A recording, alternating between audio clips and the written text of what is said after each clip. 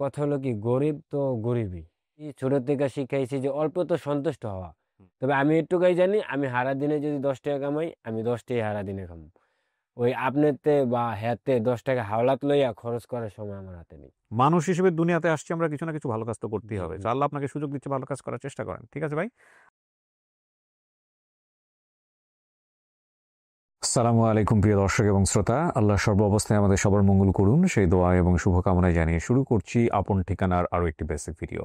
যারা আমাদের এই অনুষ্ঠানটি দেখছেন তারা নিশ্চয়ই জানবেন, studio of creative arts limited বা সকা সামাজিক যোগাযোগ মাধ্যমের জন্য যেসব অনুষ্ঠান নির্মাণ করে মানুষের জীবন গল্প ঘনিষ্ঠ বা মানুষের জীবন গল্প কেন্দ্রিক, আম, সেই সব অনুষ্ঠানের মধ্যে একটি অনুষ্ঠান হচ্ছে আপন ঠিকানা। আরও বেশ কয়েকটি অনুষ্ঠান রয়েছে, প্রবাসীর অন্তরের কথা, এছাড়া রয়েছে লাইফ, এবং আরেকটি হচ্ছে ব্র্যান্ডিং বাংলাদেশ। সো এই অনুষ্ঠানগুলোতে অংশগ্রহণ করতে চাইলে আপনি আমাদেরকে ফোন করবেন। আমাদের ফোন নাম্বার হচ্ছে 0963988877। এছাড়াও আপনারা চাইলে আমাদেরকে মেইলও করতে পারেন। আমাদের মেইল অ্যাড্রেস হচ্ছে sharemystory24@gmail.com। যে ভাইটি রয়েছে আজকে আমার সঙ্গে, একটু জানার চেষ্টা করি কি তার পরিচয়, কিভাবে হারিয়ে গেল। আপনার নাম কি ভাই? জি, মোহাম্মদ শরীফ। শরীফটা বাবা মায়ের দেয়া নাম? জি। আচ্ছা, আর মায়ের নাম? সুফিয়া। বাবার নাম বলতে পারেন না? জি না। ঠিকানাটা কি মনে আছে একটু বলেন তো? আমি যখন ছোট থাকি তখন মনে করেন গুদলেন চৌধুরী বাড়ি নামে একটা নারায়ণগঞ্জে একটা এলাকা আছে। গোদলাইন চৌধুরী বাড়ি? চৌধুরী বাড়ি। এটা কি আপনার পরিবারের ঠিকানা? এখানেই ছিল আপনার? জি না, পরিবারের ঠিকানা না। সেটা আমি শুনছি সেটা একটা আশ্রয় কেন্দ্র। সেখানে আমি আমি আমার বাপের মার লগে আর খালার সাথে থাকতাম। সেখানে ভাই বোনও ছিল। মানে আমি বলতে পারি যে আমি ভাই ডাকছি, বোন ডাকছি। মুসলিমনগর কোনটা তাহলে? মুসলিমনগর এই গুদলাইন চৌধুরী বাড়ি থেকে আমার এই মুসলিমনগর এতিমখানায় ভর্তি করে দিয়েছিল। আচ্ছা, তো মুসলিমনগর সরকারি শিশু পরিবার এতিমখানায় আপনাকে দিয়েছিল কি আপনার বাপ মায়ে? সেটা আমি বলতে পারি না। আমার সাথে আর 8 জন মুসলিমনগর এতিমখানায় ভর্তি করেছিল। এতিমখানার থেকে ওই একটু মারধরের কারণে সেখান থেকে আমি পলাইছিলাম। তা আমি সেখানে গেছিলাম, যা বলছি যে আমার যে এখানে ভর্তি করেছিল কে, তা সেটা আর তারা বলতে তারা পারে বলতে পারে না? না। আচ্ছা, ঘটনাটা একদম প্রথম থেকে বলেন তো আমাকে। যেমন বাপ মার লগে ছিলাম, তখন আমি মা ডাকি, শুধু মা ডাকি আর খালা ডাকি, এটুকুই আমার স্মরণ আছে। আর ভাই বোন তো এটা সবসময় ডাকি। হ্যাঁ, সেজন্য বাপের নাম বলতে পারেনি, বাপ ছিল না বোধহয় সাথে। না, বাবার বলতে পারি না। আচ্ছা, তারপর? যাই হোক, মা ডাকি খালা ডাকি এটা আমি স্পষ্ট। তারপরে ভাই বোন হলো পরের সাবজেক্ট, এটা আমি জানি না সঠিক, তবে আছে, এটা আমি স্মরণে করতে পারি। তা সেখান থেকে আমি, মমিন, কালু, আবার আরো 2-4 জন আছে, এই 8 জন মিল্লা আমাদের এতিমখানায়, মুসলিমনগর এতিমখানায় ভর্তি করে দিয়েছিল, নবীনগর। তা সেখান থেকে একটু মারধরের কারণে আমি সেখান থেকে পালাই। মানে পালানোর পরে পঞ্চবড়ি গুরুস্থান আছে, এই গুরুস্থানে এক বাঙালিওয়ালার দোকানে আর কি বেড়ায় আমার নিয়া, লোকটা নিয়ে হেরানে রাখছে, কাম কাজ করে হেরানি থাকছি, খাইছি। পরে একটা বউ বউ তো মানে সৎ ছেলে হয়তো পছন্দ করে নাই, যাই হোক এটা আল্লাহর দান। পছন্দ করে নাই, কোনোভাবে এগুলোকে থাকতে পারি নাই, এই ঢাকায় আইয়া রিক্সা চালাই, এটা করি ওইটা করি, যখন যা পাই আর কি তাই করি, তাই চলি। এই আপনার জীবন? জি। এতিমখানা থেকে পালাইলেন কেন? পালাইছি আপনার কি ঘটছিল এখানে? মানে 20 বার সন্ধ্যা সকাল 6টার থেকে, সকাল 6টা হোক 8টা হোক, যাই হোক অতটা স্মরণে নাই। তা সকাল থেকে সন্ধ্যা পর্যন্ত আপনার 20 বার ঝাড়ু দেওয়া মুছতে হবে, মানে এটা তাদের একটা নিয়ম। 20 বার? 20 বার। একটা ফ্লোর 20 বার মুছতে হইব? 20 বার মুছতে হবে সকাল থেকে সন্ধ্যা পর্যন্ত, সন্ধ্যার পরে মুছতে পারবেন না। এর এতে যদি একবার মিস হয় তাহলে মানে মাই শুরু আর কি। 20 বার এত নোংরা হয় ফ্লোর? হয় না তো, তাদের, আমরা তো ছোট, তাদের নিয়ম বলে এটা। আর আমরা তো অফিসে বিচার দিতে পারি না, বাট আমরা অফিসে যাইতেও পারি না। আমাদের ওই এতিমখানা পর্যন্তই গেট, ওই পর্যন্তই। আর তাছাড়া এতিমখানার বাইরে একটা বড় মাঠ আছে, একটা পুষ্করণী আছে, সেখানে আমরা খেলাধুলা করতে যাই। কিন্তু তখন কিন্তু আমরা স্যার বা প্রিন্সিপাল হুম। বা মানে বিচারক যে একজন আছে, সেগুলো তো আর আমরা বুঝি না। বুঝলে তো আমরা বিচার দিতাম যে 20 বার ঝাড়ু দেয় কেমনে মোছা যায়, কি আসে বিষয়। হুম। একবার মিস হলি মানে কঠিন মাইর দেয়, কারেন্টের শর্ট দিয়ে আমারে। হুম। তা সইতে না পারে সেখান থেকে আর কি, বন্যার সময় পুষ্করণী ওই গ্রিল ভাঙ্গা ছিল, ওই ভাঙ্গা থেকে লাফ দিয়ে পুষ্করণীতে পড়ছি। পরে হাতের তো জানি না, ওই হাবুডুবু খাইতে খাইতে একটা দেওয়ালের ভিতরে যা আটকাইছিলাম। তা দেওয়ালের উপরে উঠটা, তা ওই রাস্তা আছে, রাস্তার ভিতরে আমরা গেছি, যাই আমি পুরা পঞ্চবটি গেছি গা। কয়জন মিলা করছেন এটা? একাই, আমি একাই। একাই এভাবে সাহস নিয়ে পালাইছেন? জি। এত অত্যাচার করতো? ছোট মানুষ তো মনে করেন। তাও পুষ্কুনির মধ্যে ঝাঁপ দিছেন? হ্যাঁ, কারেন্টের শর্ট দিয়ে মারছে।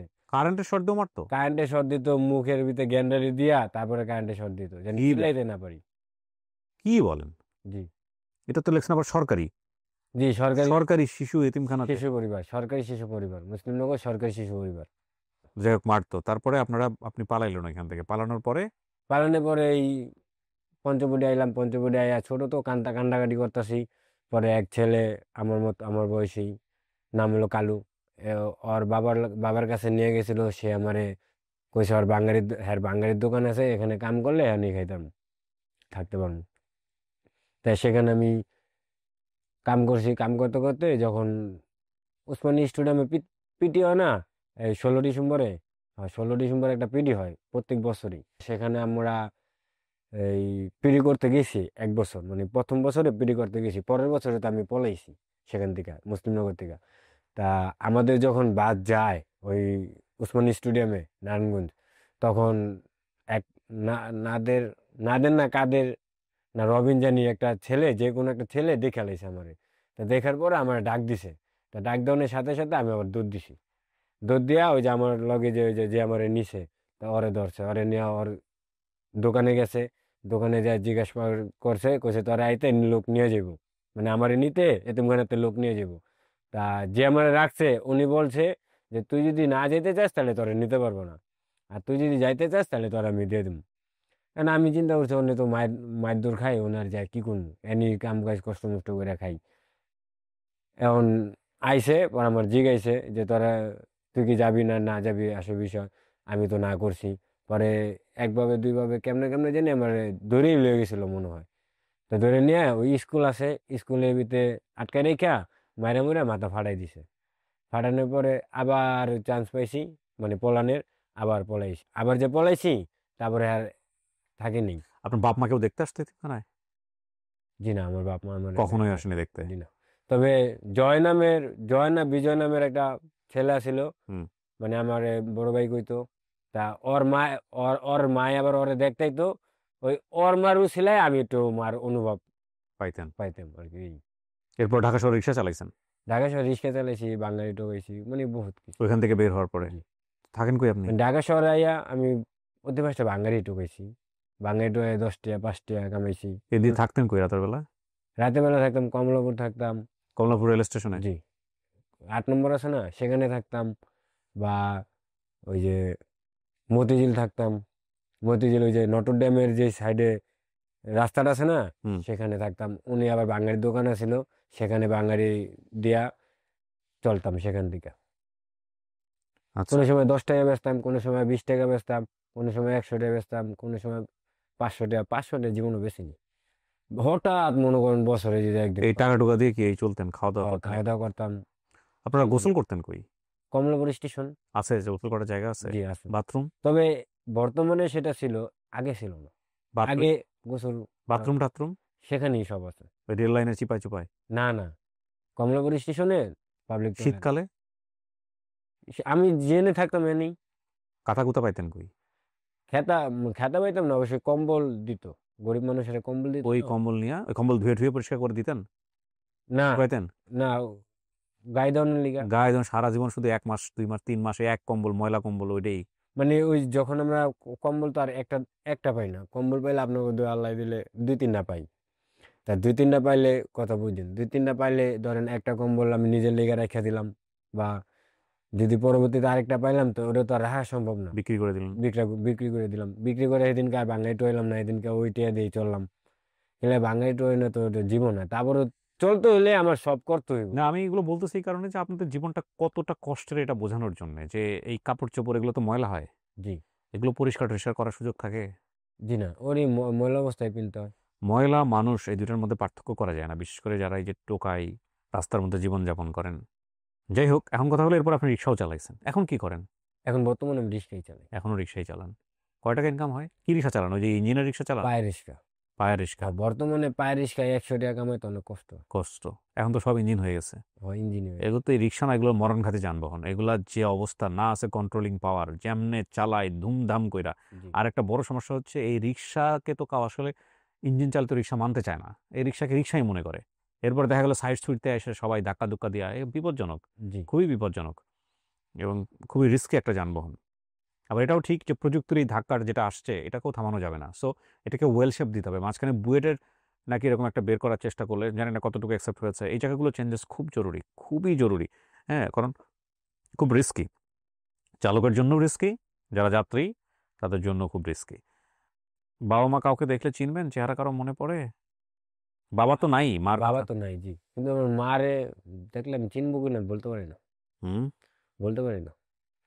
এর লেগে আমি তো অনেক আগে যে আইছি, আমি আর কোনো সময় দেখিনি। কিন্তু মা খালা আমি ডাকছি, বোন আছে, ভাই আছে। মায়েরে মিস করেন? মিস তো অবশ্যই করি। দিন শেষে এই যে সারা দিন খাটাখাটনি করেন, বিয়ে শাদী করছেন? বিয়ে শাদী করছি আপনার এক চায়ওয়ালা, বিয়ে শাদী করেছিল যখন একটা ওয়ার্কশপে চাকরি করেছিলাম। সংসার আছে না গেছে? গেছে গা, 10 বছর আগের কাহিনীটা। 10 বছর আগে সংসার ভেঙে গেছে, এখন ওই 10 বছর একা একা? মানে কথা কথা হলো কি, গরিব তো গরিবই। আর যারা মানে আমি তো শিখছি, ছোট থেকে শিখাইছি যে অল্প তো সন্তুষ্ট হওয়া। হুম। আর আমি যারা বিয়ে করছি, হ্যাঁ তো অল্পতে সন্তুষ্ট নাও হইতে পারে, বা হ্যার আরো বেশি দেওয়ার প্রয়োজন হইতে পারে। কিন্তু আমার মতো তো যে হইব হ্যাঁ আমার লগে চলতে পারবো, বা যার আরেকজনের মতো যদি আমি হইতে পারি তাহলে আরেকজনের সাথে আমি চলতে পারবো, না হলে তো পারবো না। তা মেয়েটা একটু লোভী ছিল, যাই হোক, লোভ এটা হলো হ্যার ভিতরে, আমার ভিতরে না। তবে আমি একটুকাই জানি, আমি হারা দিনে যদি 10 টাকা কামাই, আমি 10টাই হারা দিনে খামো। ওই আপনারতে বা হ্যাতে 10 টাকা হাওলাত লইয়া খরচ করার সময় আমার হাতে নেই। তো এখন কথা হলো সংসার টিকে নেই, বাচ্চা কাচ্চা আছে?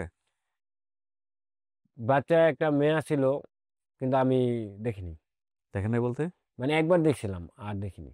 দেখেননি? আপনি নিজে যান নাই দেখতে, নাকি দেখানোর সুযোগ দেয়নি আপনাকে? আমি গেছি, গেলে কি হইবো, আমার তো অসম্মান করে, অপমান করে। আর ও, আমি তো একলা, হিসাবটা বুঝছেন। আমি হলাম একলা, একলা মানুষ, 5টা মানুষের লাগে কথা কয়ে পারবো না, ঝোলাও পারবো না, বা কোনো দিক দিয়েই পারবো না, বা হেগুলোকে ঝোলাই নাটা আমার সবচেয়ে বড় বোকামি। আপনার মেয়ের বয়স কত এখন? ছাতাটুকু আহারে। আমি খুব অসম্মান করে তো, তাই আমি যাই না আর কি। হেরা চায় না আপনি আপনার মেয়ের কাছে যান? চাইলে তো আমার কাছে আসতো। না, নাও আসতে পারে, কিন্তু আপনার মেয়ের কাছে তো আপনার যাওয়া উচিত।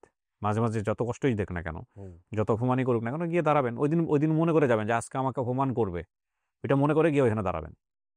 অপমান নিয়ে চলে আসেন, সমস্যা কি? মেয়ে একদিন বড় হয়ে বুঝবে যে আমার বাপ তো কেউ একজন আছে, কেউ তো আসে মাঝে মাঝে। আমি ওই যে গেলে অপমান, এছাড়া আর কিছু মেয়ের না। বয়স হচ্ছে, মেয়ের এখন 7 বছর বয়স। জি মেয়ে এখন বোঝার বয়স, মেয়েরা অনেক দ্রুত বুঝে ফেলে, বুঝছেন? যেটা করবেন, আপনাকে একটা পরামর্শ দেয়, যদিও এগুলো এই টপিকগুলো এখন আপন ঠিকানার মধ্যে আসে বলেই বলা, ভিডিওটা একটু টেনে টেনে বড় করতেছি, আসলে কিছু না। তাই আপনার বলি একটা মূল্যবান কথা, যদি কারো অন্তরে লাগে হয়তো কাজ হবে। আপনার মেয়ের বয়স হইতেছে, হ্যাঁ, আপনার মেয়ের দাবি আছে আপনার প্রতি, জি ঠিক আছে? জি আপনি সারাদিন রিক্সা চালান, কয় টাকা রোজগার করেন আমি জানি না, একা মানুষ তো, তাই না? জি নেশা পানি কিছু করেন? আমার কাছে খুলে বলতে পারেন। জি, সিগারেট বিড়ি খাই। সিগারেট বিড়ি খান, এটা বন্ধ করে দিন। এদের জীবনে কি পাইছেন? আপনার বয়স কত? 30-32। 30-32 বছর। কিছু দিছে সিগারেট বিড়ি আপনারে? জি না। কিন্তু আপনার কাছ থেকে অনেক কিছু নিয়ে নিছে, জি তাই না? জি আপনি যদি এখন সিগারেট বিড়ির কারণে আপনার ফুসফুসটা নষ্ট হয়ে যায়, বা আপনার কিডনি দুইটা নষ্ট হয়ে যায়, হইতেছে তো, কিন্তু আপনি চোখে দেখতেছেন না। জি। তো হ্যাঁ, আপনি যদি হাসপাতালের বারান্দায় যদি পড়ে থাকেন, আপনারা দেখবো কে? কেমন? তাহলে আপনাকে তো মূল্যবান পরামর্শ দেওয়ার মতো মানুষও নাই, জি আছে? জি না। তো আপনার আল্লাহ দুই হাতে দুই পায়ে দুই হাতে শক্তি দিছে এখন পর্যন্ত। আপনার বয়স 30, এরপর তার শক্তিও থাকবে না। জি তাহলে আপনি পয়সা করে জমান, আর আপনি সিগারেট বিড়ি খায় নষ্ট করেন না, ঠিক আছে? জি আর টাকা পয়সা জমায়া সপ্তাহে আনতে বা মাস আনতে মেয়ের কাছে যাবেন একদিন, কিছু জিনিসপত্র কিনে নিয়ে দাঁড়াবেন। আপনি যেদিন যাবেন ওই দিন মনে করে যাবেন যে আজকে আপনাকে অপমান করবে, আজকে আপনাকে গালিগালাজ করবে, মেয়েকে দেখতে দিবে না, কিন্তু আপনি যাবেন। মেয়ের চোখ পর্যন্ত আপনি যাবেন।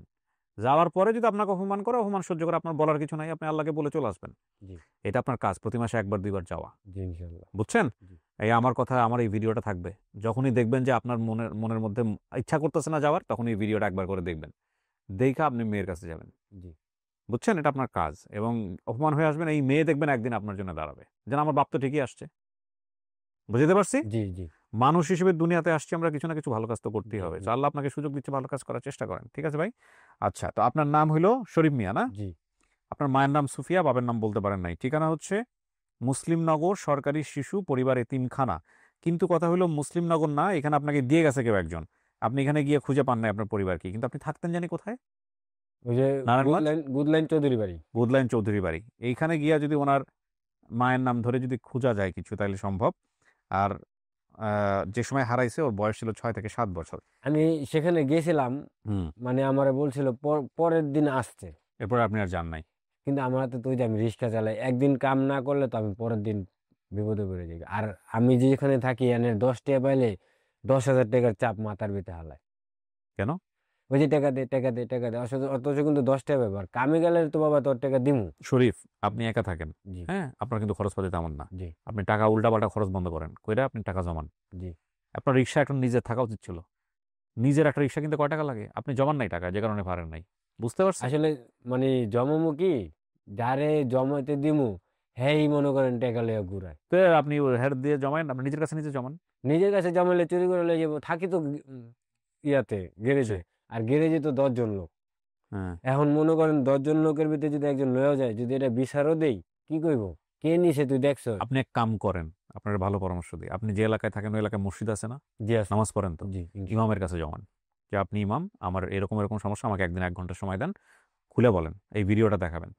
বলবেন কিবরিয়া ভাই আপনার আপনার বলছে আপনার কাছে জমাইতে টাকা। আমি দিন শেষে এসে 10 টাকা 100 টাকা যা জমাবো, ইমামের চেয়ে তো দৃশ্য তো ভালো লোক এলাকায় জি তো না। থাকার কেউ নাই। জি না। এই আমাকে বলছে আমার এলাকার ইমাম ভাই আপনার কাছে টাকা জমাইতে। ঠিক আছে? জি। ওনার কাছে গিয়ে জমান। জি। আমার ধারণা উনি আপনার সাথে 2 নম্বরই করবে না। ঠিক ইনশাআল্লাহ। আছে? প্রিয় দর্শক এবং শ্রোতা, আমরা ভিডিওটা শেষ করছি। আজকের মতো আমরা চেষ্টা করব শরীফ মিয়াকে তার মায়ের কাছে ফেরাতে। তাওয়াক্কালতু আলাল্লাহ। আসসালামু আলাইকুম।